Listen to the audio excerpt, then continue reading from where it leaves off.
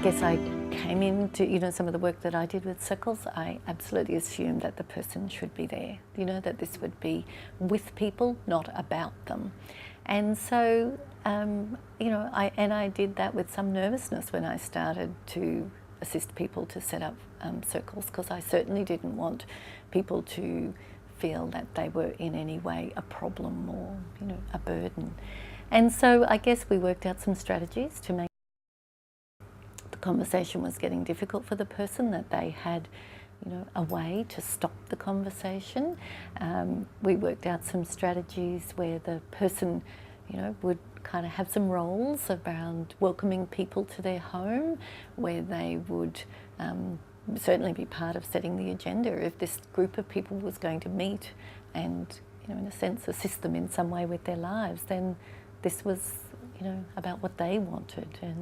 And I guess we went very slowly with each person to work out, is this okay? Just knowing that we were treading on sacred ground, really. And so what I experienced was that, and I guess how I kind of measured if we were going okay with that, was that the people with disabilities were ringing me sometimes going, when is the next meeting?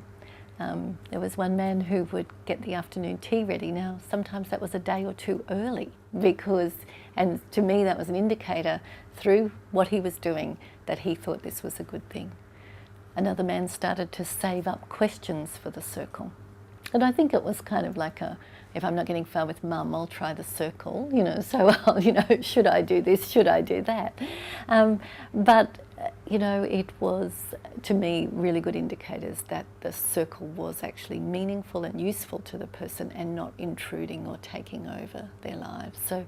So I think for people with disabilities or families who are thinking about a circle, finding somebody to walk with you to think through the purpose and to, give you the courage really to invite people in, and then really to manage the group. This is a little group of people who are meeting, and humans have all their foibles when they come together. So it's thinking about, how does this little meeting work? How do we keep this on track? How do we, and there are lots of, there's lots of things around about how a group works. So it's not rocket science. I mean, this is, people coming together to help each other is as old as, mankind. So I don't want to make it into a big thing that's so particular or so difficult, but there are things that we've learnt that have been really helpful.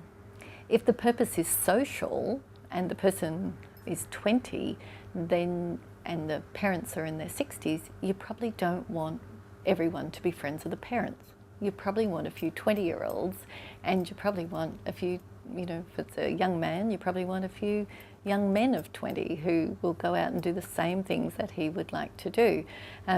So I think there is the more that you're clear about the purpose, then that kind of also helps to inform who would be there.